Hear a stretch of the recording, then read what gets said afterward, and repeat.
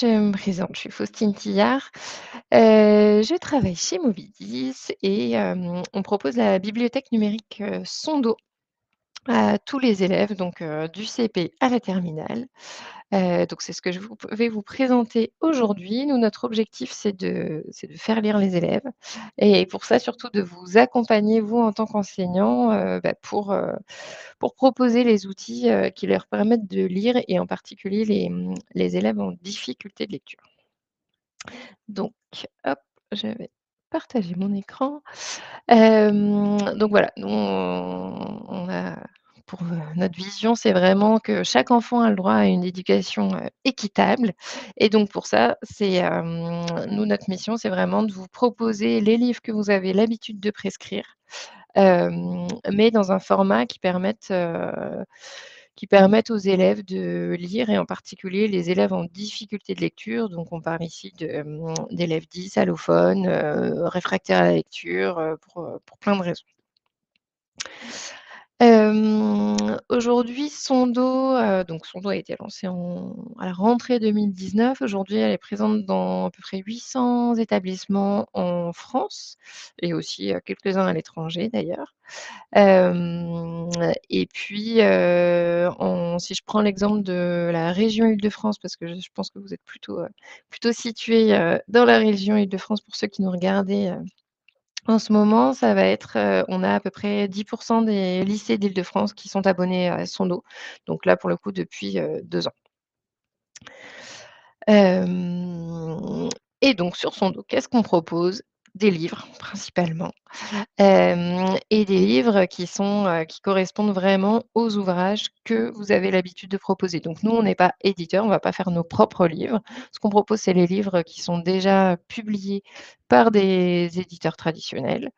Donc là, on a l'exemple de Petit Pays qui a été publié chez Grasset et on va, adapter ces livres pour soulager l'effort cognitif, des élèves dans leur, lecture et tous les livres sont proposés avec l'audio en voix naturelle. Donc on fait appel à des narrateurs professionnels. Je vais revenir plus en détail justement sur ces adaptations et cetera. Je vous ferai aussi une démonstration, plus détaillée de la plateforme, mais là je vous montre d'ores et déjà un petit peu l'environnement et cetera. Donc, nos livres se présentent de cette façon, avec, toute une palette d'aide à la lecture qui permettent d'aider au décodage, au repérage et à la compréhension. Donc on va, pareil, je vais revenir plus en détail sur ces différents outils, mais c'est vraiment ces trois problématiques, qu'on essaie d'adresser avec les aides qu'on propose. C'est, hem Ce sont des outils qui ont été développés par les orthophonistes. Nous, on n'a pas inventé grand-chose là-dessus. Par contre, donc on fait leurs preuves depuis des années, notamment, je le disais, sur les troubles 10. Nous, ce qu'on a fait, c'est qu'on les a numérisés, ce qui permet, déjà d'adapter n'importe quel livre aujourd'hui, si on a les droits d'éditeur. Et puis, et surtout, ça permet de personnaliser le livre en fonction des et d'utiliser des combinaisons qui correspondent vraiment aux besoins de chaque lecteur, quelles que soient ses difficultés, quel que soit son niveau de dyslexie ou autre.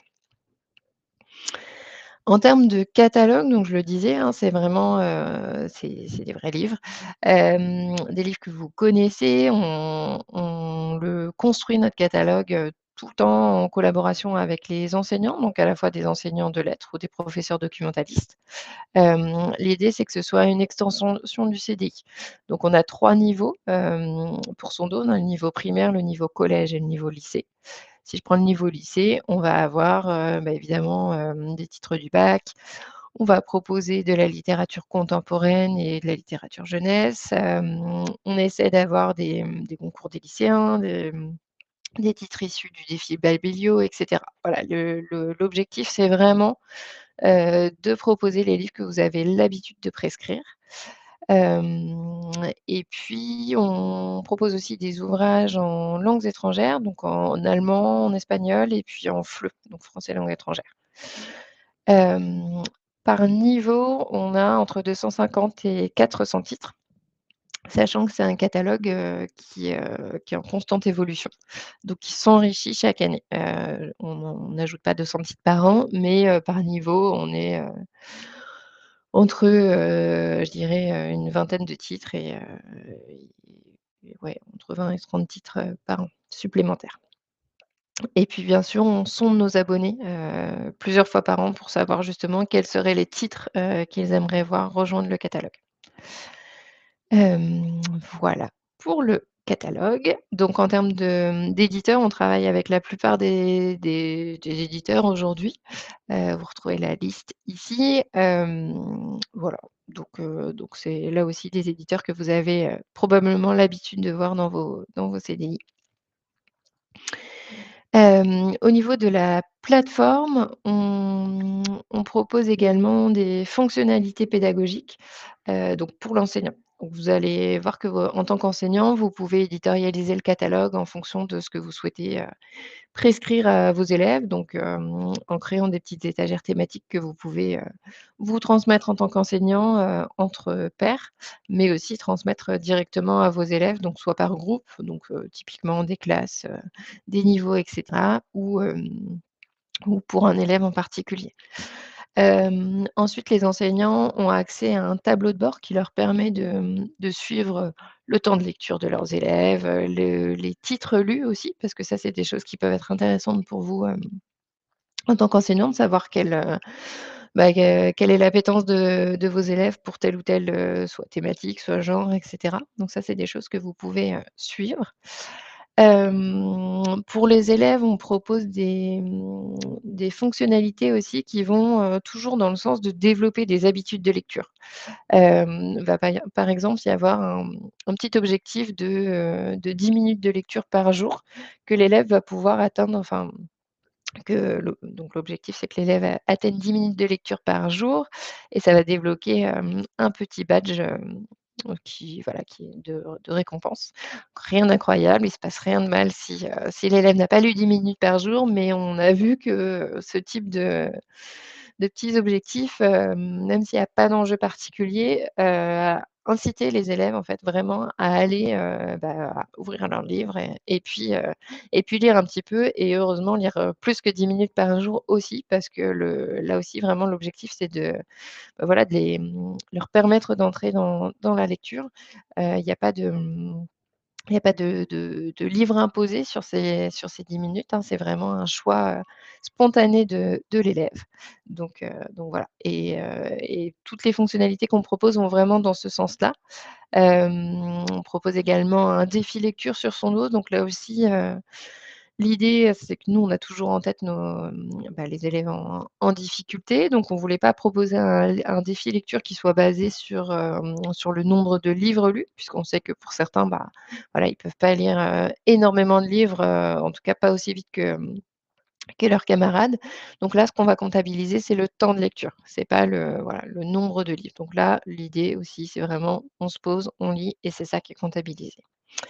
Et puis après, on a aussi d'autres activités pédagogiques prêtes à l'emploi pour l'enseignant, pour, vous aider à animer, des clubs de lecture, enfin voilà, pas mal de choses. Donc ça, j'y reviendrai aussi un petit peu plus tard. Sur les questions, pratiques et ben, on est sur un accès assez simple, hein, bon déjà petite précision, l'accès au livre est illimité pour tous les élèves et tous les enseignants, donc il y a pas de système de jetons ou quoi. Le catalogue est accessible en illimité, en classe comme à la maison, directement depuis le NT. Ça peut être aussi accessible sur Pronote. Voilà et donc il y a pas de limite de connexion, vous pouvez aussi vous connecter, via l'application, ce qui permet, d'accéder aux titres hors ligne une fois qu'ils ont été, téléchargés une première fois. Et ensuite, on vous propose, donc je le disais, un tableau de bord, pour les enseignants, des webinaires de formation, ou de présentation, des outils de médiation, des webinaires thématiques aussi. Là, le prochain aura lieu la semaine prochaine, et c'est un webinaire sur l'apprentissage des langues étrangères avec Sondo. Donc on va parler essentiellement de l'apprentissage de l'anglais avec un enseignant d'anglais en lycée et puis, de l'apprentissage du français langue étrangère. Donc là, ce sera un professeur documentaliste, qui reviendra sur l'usage qu'il en fait avec, les élèves allophones, qui viennent au CDI. Et puis bien sûr, après, on vous propose un petit guide de communication. On a une équipe qui est à votre disposition pour vous accompagner si besoin et voilà dans les grandes lignes. Et oui, je l'ai précisé, mais donc un accès, directement depuis le NT via le GAR. Pour les établissements privés qui n'utiliseraient pas le GAR, on peut aussi passer donc, par Pronode ou Google Éducation ou Microsoft 365 et voilà, dans les grandes lignes. Et après, nous, notre objectif, bah, c'est de faire évoluer les pratiques, donc autour de questions d'inclusion des élèves à besoins éducatifs particuliers, de lecture et cetera. Donc chaque année, on évalue l'impact que peut avoir Sando dans les établissements abonnés, auprès des élèves, des enseignants, des parents. Et ça, c'est un petit exemple de ce qui ressort de l'étude de l'année dernière. Donc principalement, bah, c'est justement l'inclusion des élèves à besoins éducatifs, particuliers dans les classes. Donc là, les enseignants nous disent que enfin 80 des enseignants nous disent que, ça grâce à son dos, ces élèves-là sont plus facilement inclus dans les activités de lecture. On a 70 des élèves, qui nous disent qu'avec son dos, ils aiment lire. Donc ça, c'était, plutôt, une jolie surprise, comme quoi les élèves aiment lire, ça arrive. Et puis, après il y a des questions d'autonomie, aussi d'augmentation de l'autonomie et puis d'augmentation du temps de lecture. Et ça, c'est les élèves aussi qui le disent et on a une statistique similaire pour, pas enfin qui vient des enseignants. Donc voilà dans les grandes lignes. On est aussi soutenu, par l'éducation nationale, que ce soit par le ministère ou par les académies. Voilà. Vous pouvez tester gratuitement. Je vous remettrai les informations, les liens et cetera, dans le chat tout à l'heure, mais là, vous avez, déjà un petit aperçu et maintenant, je vais vous faire une petite, démonstration directement sur la plateforme. N'hésitez pas si vous avez, des questions, des remarques, des choses, qui ne sont pas claires. Je suis allée un petit peu vite parce qu'on a une demi heure top chrono. Mais là, sur le chat, vous pouvez tout à fait me poser vos questions et je vais partager mon écran. Donc là, j'arrive, sur son dos. C'est comme ça que se présente, la plateforme. Vous voyez qu'il y a plusieurs onglets. Là, on est sur l'onglet étagère. Je parlais tout à l'heure du fait de, pouvoir éditorialiser le catalogue. C'est ici, là, que vous avez, justement l'éditorialisation qui est faite. Donc vous, en tant qu'enseignant, vous pouvez créer des petites étagères thématiques. Donc là, vous voyez, bon, il y a l'étagère nouveauté sur, son dos qui est créée automatiquement. Mais vous, vous pouvez créer, par exemple, là, la sélection hiver, c'est on a fait comme si, c'était un enseignant qui l'avait créé. Vous pouvez faire une sélection prix littéraire, thématique, du bac, peu importe. Vous pouvez créer autant d'étagères que vous le souhaitez. Si vous voulez aller sur l'intégralité de la bibliothèque et ben, on va arriver ici sur des catégories qui sont prédéfinies, donc créées par nous et si vous voulez ouvrir tous les livres et ben, là, vous allez retrouver tous les titres disponibles. Donc on voit que sur le lycée, on a 273, livres disponibles. Donc moi, je vais retourner sur mes petites étagères. On va ouvrir par exemple, allez, un petit Leila Slimani. Alors, donc là, je l'avais ouvert tout à l'heure, ça a ouvert, le livre à l'endroit où je m'étais arrêtée. Si je veux retourner au début, je peux retourner, j'ai mon sommaire ici et je vais retourner. On voit que c'est la même couverture que le livre dans sa version, papier. On n'a pas changé, on n'a pas touché à une seule virgule du texte. Nous, ce qu'on va faire, c'est aménager la mise en page et cetera et ajouter des éléments pour que ce soit, plus facile plus accessible cognitivement. Donc là, si je veux enlever toute forme d'adaptation, je clique ici sur ma petite patte de grenouille parce que c'est le format Frog qu'on a développé Donc si je clique ici, je vais avoir le livre tel qu'il est dans sa version papier. Donc pour les élèves, qui n'ont pas de difficultés particulières, qui préfèrent lire, de manière classique, mais qui ont pas forcément accès aux livres, physiquement, et ben, ils vont retrouver une bibliothèque de livres, numériques directement dans leur téléphone, dans leur, ordinateur ou tablette. Si j'ai, besoin d'adaptation ou envie d'adaptation, je vais pouvoir cliquer ici et là, je vais avoir une première adaptation. Donc là, ce qu'on voit immédiatement, c'est que le texte a été aéré, pour justement faciliter le déchiffrage et ici, je vais pouvoir dérouler mon menu. Donc soit je le déroule un petit peu, soit je le déroule complètement et je vais pouvoir changer la police. On en propose 3. Si je pense, uniquement aux élèves 10, bah, ça va être, Arial qui est la plus recommandée. On a aussi, Open Dyslexic qui est proposé et puis après, comme on s'adresse à tous les élèves, on propose également, Times qui pour le coup n'est pas recommandé pour les 10 mais qui correspond à ce qu'on a en version papier, donc c'était important pour nous aussi de pouvoir la proposer. Ensuite, on va pouvoir aider au déchiffrage avec la coloration syllabique. Donc là, on a un découpage, en syllabes et puis on a en gris les lettres, muettes. Hem, donc là, tous les outils sont vraiment activables et désactivables en un clic. On va pouvoir avoir des aides au repérage dans la page. Donc là, j'ai un masque de lecture qui me permet d'illuminer uniquement, l'unité de sens que je dois lire. Donc ça me permet aussi de dédramatiser un petit peu la longue page de texte, qui peut être un peu impressionnante. Ça, on sait que c'est des choses, qui peuvent, voilà, qui peuvent, aider là-dessus. On va aussi pouvoir avoir, l'interlignage de couleurs différentes, pour éviter de se mélanger au niveau des lignes et le découpage en unités de sens. Donc ça, c'est ce que les orthophonistes appellent des raises. Ça permet vraiment de faciliter la compréhension pour les élèves. Donc un élève, soit qui est en difficulté de lecture pour, quelle que soit pour, la raison, ne va pas pouvoir lire une phrase dans son intégralité. Ça va être, parfois trop long, trop compliqué et cetera. Donc il va faire des pauses. Si la pause est au mauvais endroit, il aura beau avoir déchiffré, il ne va pas avoir compris sa lecture. Nous, ce qu'on veut, c'est que, bah, l'élève arrive, on comprenne le sens de l'œuvre qu'il est en train de lire. Donc ça, ce découpage en unités de sens va vraiment permettre de faciliter cette compréhension. Et puis après, donc je reviens sur ces questions sur le masque de lecture. Ici, on va avoir l'outil dictionnaire. Je vais vous montrer ici. Donc là, par exemple, se raréfier. Se raréfier, être de plus en plus rare. Alors, je pense que vous n'entendez pas mon audio, mais là, on a une narratrice qui a lu en même temps, le terme. Donc à la fois le terme qui pose problème, donc se raréfier et puis, la définition.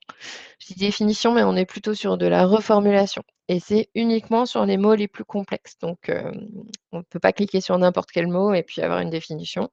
On va avoir les mots les plus difficiles. Donc là, misanthrope, Misanthrope, elle nous explique, quelqu'un qui déteste qui les autres déteste les humains. autres. Donc voilà et avec cet outil, d'explicitation, on va également avoir les, pronoms implicites où là, en l'occurrence,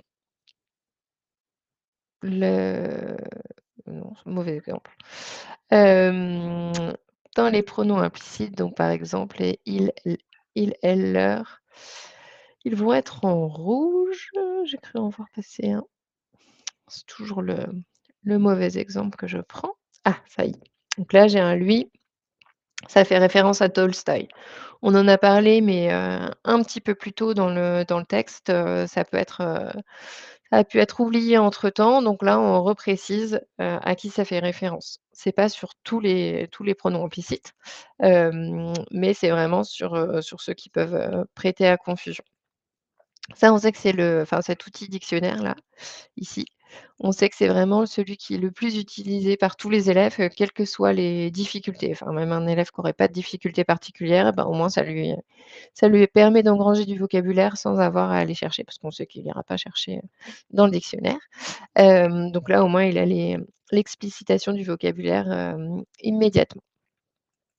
et puis après on va pouvoir, zoomer, bien sûr, le texte et dézoomer.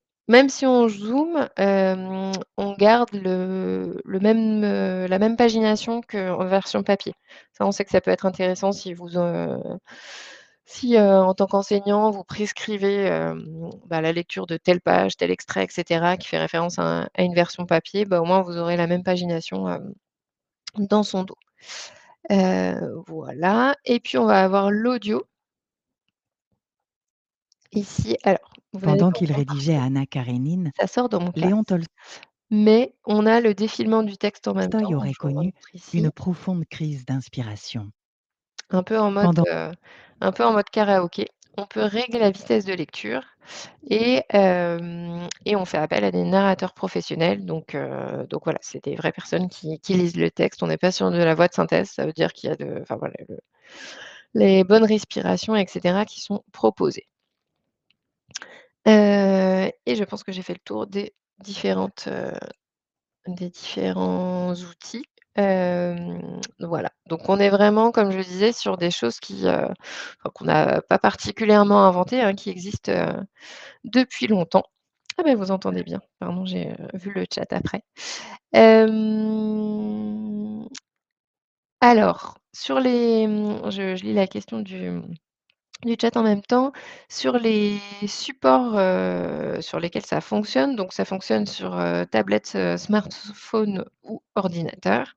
Nous, ce qu'on recommande, c'est plutôt l'usage sur tablette parce que c'est beaucoup plus, ergonomique. En plus, comme, sur tablette, vous pouvez télécharger l'application, ça vous permet aussi de télécharger les livres en amont, et donc d'y accéder hors ligne. Donc ça je sais que dans certains établissements, ça peut être problématique, l'accès, la connexion Wi-Fi. Donc là, au moins, le livre est téléchargé, il n'y a pas besoin de se connecter ou quoi.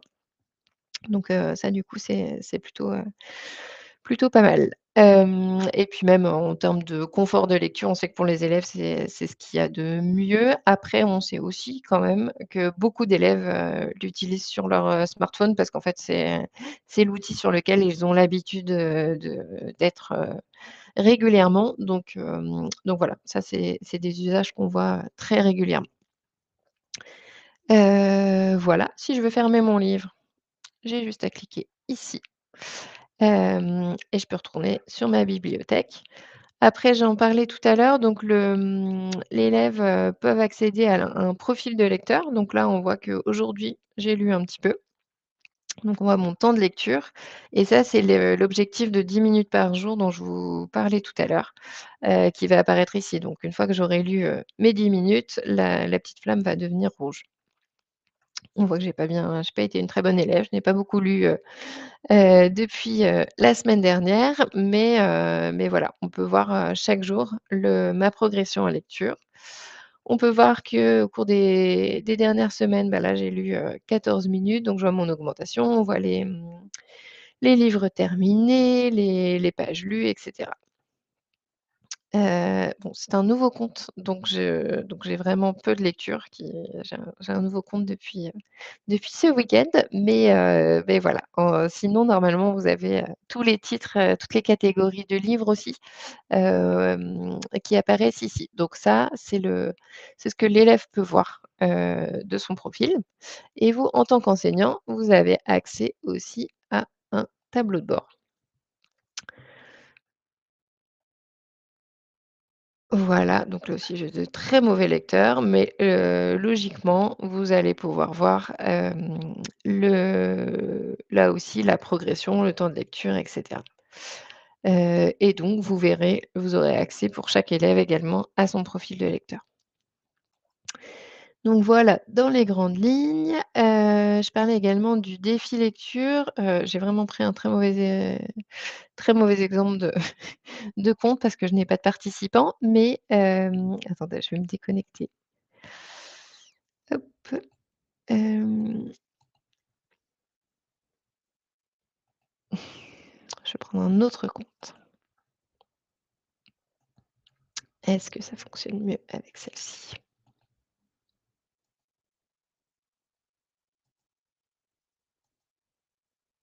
Oui. Donc je parlais du défi lecture, c'est un défi qu'on lance, au niveau de tous les abonnés, de Sondo une fois par an. Généralement, c'est des vacances de la Toussaint aux vacances de Pâques et l'idée, c'est de permettre aux élèves de lire en équipe. Donc on n'est pas sur un seul, lecteur individuel. L'idée, c'est de créer des dynamiques de lecture, des échanges aussi parce que, certes, la lecture, c'est une activité individuelle, mais à but, aussi, social. Et donc là, l'objectif, c'est vraiment de motiver les élèves à s'inciter à lire. On a eu un retour récemment, dans le cadre d'un webinaire d'un enseignant en dispositif Ulysse qui nous disait qu'il avait des élèves qui se faisaient disputer par leurs copains parce qu'ils ne lisaient pas assez. Gentiment la dispute. Mais voilà, donc ça ils se motivent aussi, par ce biais-là et donc on peut voir le temps de lecture des élèves, donc là aussi, assis. On voit qu'il y a une élève qui a beaucoup lu, 412 minutes. Donc on voit la progression, le temps moyen et puis le classement global. Donc là, ça vous permet à vous aussi en tant qu'enseignant documentaliste peut-être de créer des petites équipes, qui soient pas forcément liées à des classes, ou autres. Donc voilà. Ensuite, on propose également des petites activités que vous pouvez proposer aux élèves. Donc, ça va être souvent, repris par enfin, c'est tout ce qui est fiche pédagogique des éditeurs qu'on peut reprendre ou proposer, d'autres exercices aussi, créés par notre équipe ou par des enseignants. Donc ça, on vous les met à disposition et vous pouvez les partager avec vos élèves. Et puis on a aussi des activités donc là ça va être, vraiment des choses que vous pouvez imprimer. Donc là on n'est plus vraiment sur du numérique. L'idée c'est de les mettre à disposition des élèves, soit pour, réaliser des critiques de livres, enfin voilà, il y a pas mal de choses proposées. C'est plus pour des accompagnements aussi pour créer un club de lecture pour certains élèves, enfin voilà, pas mal de choses mises à disposition, que vous pouvez utiliser ou pas, avec vos élèves. Et je vois que je m'approche, dangereusement de la fin de cette session, donc je vais m'arrêter ici, mais voilà, je vous remontre un petit peu le catalogue. L'idée, c'est que vous puissiez surtout vous faire un avis vous-même. Je sais qu'il y a donc, vous êtes beaucoup, en région parisienne, en région Île-de-France, à regarder ce webinaire. Donc vous avez accès à Sondo, à travers le catalogue de la librairie, EMLS, proposé par la région Île-de-France, donc profitez-en. Vous y retrouverez encore une fois donc, les titres du bac pour vos élèves, de la littérature contemporaine, de la littérature jeunesse, le tout dans un format accessible, adapté aux élèves en difficulté, avec l'audio intégré aussi et puis, vraiment, accessible en un clic, en classe comme à la maison donc profitez-en. Nous, on est évidemment disponible si vous avez la moindre question. Je vous remets mes coordonnées dans le chat et puis ils seront de toute façon, transmis avec le lien du webinaire. Hop, Mobitis. Je vous mets ça et puis vous pouvez aller sur le site sondo.fr pour tester. Vous aurez un accès pendant un mois. Vous pouvez transmettre le lien aussi à vos collègues que ça pourrait intéresser et on est bien sûr disponible si vous avez la moindre question, si vous avez des remarques aussi, des titres qui vous intéressent. Il ne faut pas hésiter à nous contacter, on est disponible. Et du coup, je vais m'arrêter là. Donc merci beaucoup et puis, bonne fin de journée.